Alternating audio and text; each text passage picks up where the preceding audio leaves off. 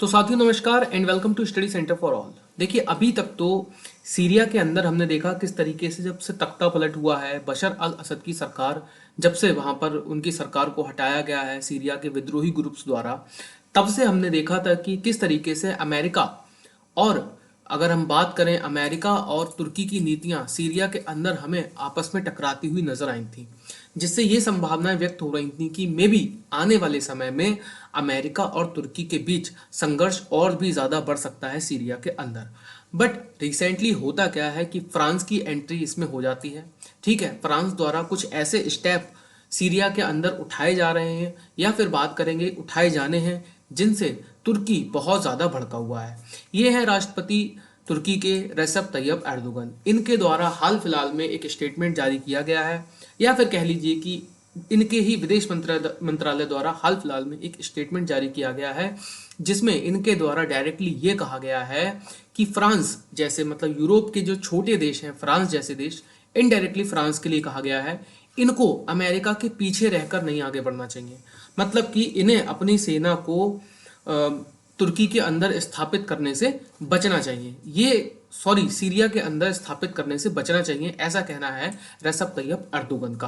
अब इसके लिए तुर्की इतना ज़्यादा फ्रस्ट्रेटेड है कि उनका डायरेक्टली कहना है कि अगर फ्रांस ऐसे स्टेप लेता है कि फ्रांस अपनी सेना सीरिया के अंदर अगर स्थापित करता है तो तुर्की आगे बढ़कर मतलब सीरिया के अंदर अपनी सेना स्थापित करने या फिर कह लीजिए कि आगे बढ़कर स्टेप लेने में पीछे नहीं हटेगा। अब देखिए आपको पूरा विवाद हम समझाते हैं कि सीरिया के अंदर ये पूरा विवाद है क्या। देखिए अगर हम बात करें फ्रांस की और अगर हम बात करें अमेरिका की और अगर हम बात करें तुर्की की, तो ये तीनों ही देश अपने आप में अगर जब आप इनकी पृष्ठभूमि पर जाएंगे, इनके इतिहास पर जाएंगे, तो ये तीनों ही देश देखिए साम्राज्यवादी नीतियों से प्रेरित हैं। ठीक है, तुर्की की बात करें तो ऑटोमन साम्राज्य, अमेरिका की बात करें तो देखिए कनाडा का हाल फिलहाल में जब से डोनाल्ड ट्रंप की सरकार बनने वाली है, हाल फिलहाल में इनके द्वारा भी नक्शा जारी किया गया जिसमें कनाडा का कुछ हिस्सा अमेरिकन मैप के अंदर दिखाया गया है।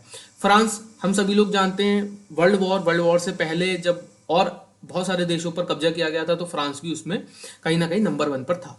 तो देखिए ये तीनों ही साम्राज्यवादी नीतियों से प्रेरित देश हैं। यही कारण है कि इस समय सीरिया के अंदर जितने भी कुछ ऐसे देश हैं जिनकी नीतियां साम्राज्यवादी हैं या साम्राज्यवाद से प्रेरित हैं, वो सीरिया के अंदर अपनी अपनी जमीन खोज रहे हैं। अब देखिए हुआ क्या है, मैं आपको बताता हूँ। दशकों से सीरिया के अंदर चल रही थी बशर अल असद की सरकार। ठीक है, दशकों से सीरिया के अंदर बशर अल असद की सरकार थी, बट रिसेंटली क्या होता है, उनकी सरकार को उखाड़ फेंका जाता है वहां के विद्रोही ग्रुप्स द्वारा। अब सीरिया के अंदर जो विद्रोही ग्रुप वर्क करते हैं मैं उनके बारे में आपको बताता हूँ। देखिए सीरिया के अंदर वर्तमान में अगर मैं कहूँ कि अंतरिम सरकार किसी ग्रुप ने बनाई है तो वो है तहरीर अल शाम। ठीक है, याद रखिएगा ये है तहरीर अल शाम। ये एक तुर्की समर्थित सरकार ग्रुप है, याद रखिएगा। इसने तुर्की को फ्री हैंड दे रखे हैं कि आप आइए सीरिया के अंदर और हमारी जो डोमेस्टिक पॉलिटिक्स है उसके अंदर दखल अंदाजी कीजिए। यही कारण है कि तहरीर अल शाम को सपोर्ट करता है तुर्की। दूसरी तरफ अगर हम बात करें तो सीरिया के अंदर कुछ और ग्रुप्स हैं जो कि इस समय एक्टिव हैं और सरकार अपनी मतलब सरकार के अंदर अपनी पैठ बनाने का प्रयास करते हैं। देखिए इन ग्रुप्स का सीरिया के कई इलाकों पर अगर मैं बात करूं, सीरिया के उत्तरी इलाके जो कि तुर्की से सीमा टच करते हैं, देखिए सीरिया है, ठीक है, ये है सीरिया। इसके जो उत्तरी इलाके आप देखेंगे तो ये जो तुर्की से टच करते हैं यहाँ पर इन ग्रुप का कब्जा है। अब देखिए आपको समझाता हूँ किस तरीके से। देखिए ये है एचडीएफ, सीरियन डेमोक्रेटिक फोर्सेस, इसके ही ग्रुप हैं वाईपीजी और पीकेके। ठीक है, इसी के ही ये अंग हैं वाईपीजी। पीकेके जो है Kurdistan workers party, YPG Kurdish people protection unit, इसको कहा जाता है कुर्दिश प्रोटेक्शन पीपल यूनिट। अब इस ग्रुप को तुर्की ने आतंकवादी समूह घोषित किया हुआ, याद रखिएगा। वाईपीजी को तुर्की ने आतंकवादी समूह घोषित किया हुआ है। इनडायरेक्टली एचडीएफ और पीकेके, इनसे भी तुर्की बहुत ज़्यादा नाराज रहता है। रिसेंटली मैंने अपना एक वीडियो कवर किया था, आप देखिएगा, इंपॉर्टेंट वीडियो था। मैंने उसमें बताया था किस तरीके से तुर्की ने डायरेक्टली कहा था वाईपीजी और पीकेके को जो सीरिया है उसको छोड़ देना चाहिए। ये डायरेक्टली तुर्की ने कहा था। यही मैंने वीडियो कवर किया था, यहाँ पर देखने को मिल रहा था। इन्होंने डायरेक्टली कहा था we will take action again in Syria. इसी इनके स्टेटमेंट से टेंशन बढ़ी थी अमेरिका और तुर्की के बीच। और ये इंटरेस्टिंग इसलिए था क्योंकि तुर्की और अमेरिका दोनों ही नाटो के अलाय हैं। ठीक है। अब देखिए इन्होंने क्या किया है, तुर्की ने कहा है कि भाई इन ग्रुप्स को, ये जो ग्रुप हैं इनको छोड़ देना चाहिए सीरिया।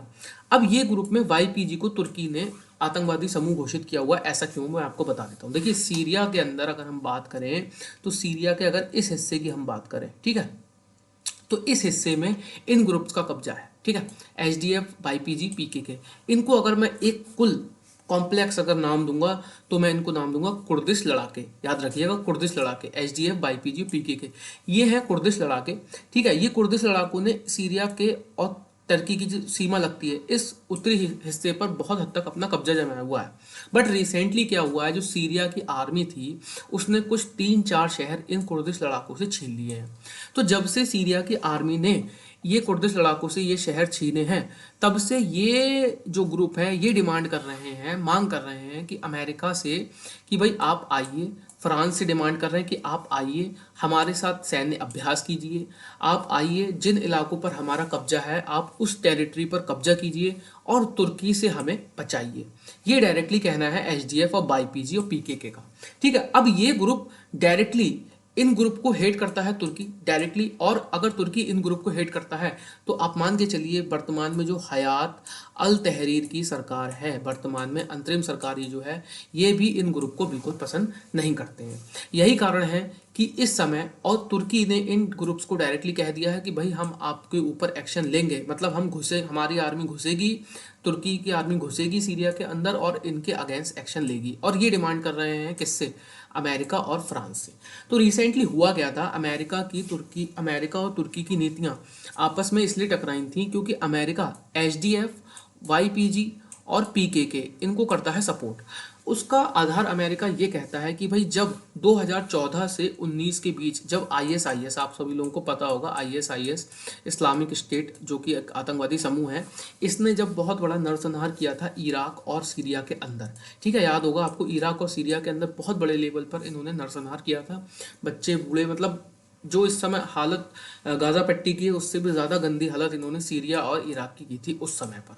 ठीक है, तो उस समय पर अमेरिका का कहना है कि जब 14 से 19 के बीच सीरिया के अंदर आईएसआईएस कब्जा कर रहा था तो उस समय एचडीएफ और वाईपीजी और पीकेके ये ग्रुप, मतलब अगर मैं डायरेक्टली कहूँ तो कुर्दिश लड़ाकों ने ही लड़ाई लड़ी थी आईएसआईएस के विरुद्ध में। ठीक है, तो अमेरिका का कहना यह है कि हम सीरिया के अंदर आईएसआईएस को नहीं लौटने देंगे।